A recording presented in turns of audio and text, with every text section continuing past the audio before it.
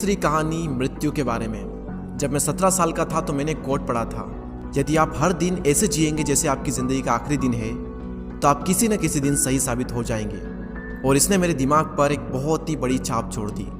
और तब से पिछले 33 सालों से मैं हर सुबह उठकर शीशे में देखता हूँ और खुद से एक सवाल करता हूँ कि अगर आज का दिन मेरी ज़िंदगी का आखिरी दिन होता तो क्या मैं आज वो करता जो मैं करने वाला हूँ। और अगर इसका आंसर ना होता है तो मैं समझ जाता हूँ कि कुछ न कुछ बदलने की ज़रूरत है। इस बात को याद रखना कि एक दिन मरना है किसी भी चीज़ के खोने के डर को दूर करने का सबसे अच्छा तरीका है। आप पहले से ही नंगे हैं, ऐसा कोई भी कारण नहीं है कि आप अपने दिल की ना सुने। करीब 1 साल पहले ही मुझे पता चला कि मुझे कैंसर है। सुबह 7:30 बजे मेरा स्कैन हुआ और उसमें साफ दिखाई दे रहा था कि मेरे पेनक्रियाज में ट्यूमर है।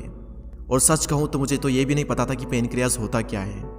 डॉक्टर ने लगभग पूरे विश्वास के साथ में मुझे बताया कि मुझे एक ऐसा कैंसर है जिसका उपचार करना संभव नहीं है और अब मेरे पास केवल 3 से 6 महीने ही बचे हैं। डॉक्टर ने मुझे सलाह दी कि मैं घर जाऊं और सभी चीज़ें व्यवस्थित कर लूं। यानी कि डॉक्टर की भाषा में इसका मतलब था कि आप मरने की तैयारी कर लीजिए। यानी कि वो सारी चीज़ें जो आप अगले 10 साल में करने वाले थे वो बचे हुए दिनों में कर लीजिए, क्योंकि आपका अंतिम समय आ चुका है। मैंने इस डायग्नोसिस के साथ में पूरा दिन बिता दिया और शाम को मेरी बायोप्सी हुई, जहां पर मेरे गले के रास्ते से पेट से होते हुए एक एंडोस्कोप डाला गया और एक सुई से ट्यूमर के कुछ सेल्स निकाले गए।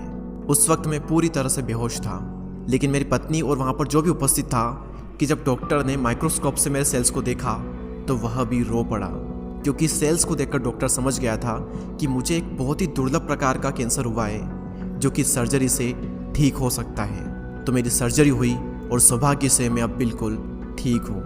मौत के इतने करीब तक मैं पहले कभी भी नहीं पहुंचा और मैं उम्मीद करता हूं कि आने वाले कुछ समय तक मैं पहुंचूं भी ना। और यह सब देखने के बाद मैं पूरे विश्वास के साथ में यह कह सकता हूं कि मृत्यु एक उपयोगी लेकिन विशुद्ध रूप से बौद्धिक संकल्पना है। कोई भी मरना नहीं चाहता, यहाँ तक कि वो लोग जो स्वर्ग जाना चाहते हैं वो भी वहाँ जाने के लिए मरना नहीं चाहते। मृत्यु ही वो स्थान है जहाँ पर हम सभी लोग जाते हैं। आज तक कोई भी इससे बचा नहीं है और ऐसा होना ही चाहिए, क्योंकि इस जीवन का एकमात्र सबसे बड़ा आविष्कार है वो है मृत्यु। यह जिंदगी को बदलती है, पुराने को समाप्त करने का रास्ता खोलती है। और इस समय पर आप सभी लोग नए हैं और कुछ ही दिनों में आप सभी लोग पुराने हो जाओगे और रास्ते से साफ हो जाओगे। इतना ज़्यादा नाटकीय होने के लिए मैं आप सभी से माफ़ी चाहता हूँ, लेकिन यही सत्य है। आपका समय बिल्कुल सीमित है, इसीलिए इसे किसी और की ज़िंदगी जी कर व्यर्थ मत कीजिए। बेकार की सोच में मत फंसिए, अपने जीवन को दूसरों के हिसाब से मत चलाइए, औरों के विचारों के शोर में अपने अंदर की आवाज़ को मत दबाइए। और सबसे महत्वपूर्ण यह है कि अपने दिल और सहज बुद्धि की बात सुनने का साहस रखें, क्योंकि वे पहले से ही जानते हैं कि तुम वास्तव में क्या बनना चाहते हो। तो पहले अपने दिल की आवाज़ सुने, बाकी सारी चीज़ें सेकेंडरी है। और अंत में मैं आप सभी से यही कहना चाहूँगा, स्टे हंग्री, स्टे फुलिश। मैंने हमेशा अपने लिए यही मांगा है। और अब जब आप सभी लोग यहाँ से ग्रेजुएट हो रहे हैं तो मैं आप सभी के लिए भी यही विश करता हूँ, स्टे हंग्री, स्टे फुलिश। यानी कि भूखे रहिए और मूर्ख रहिए।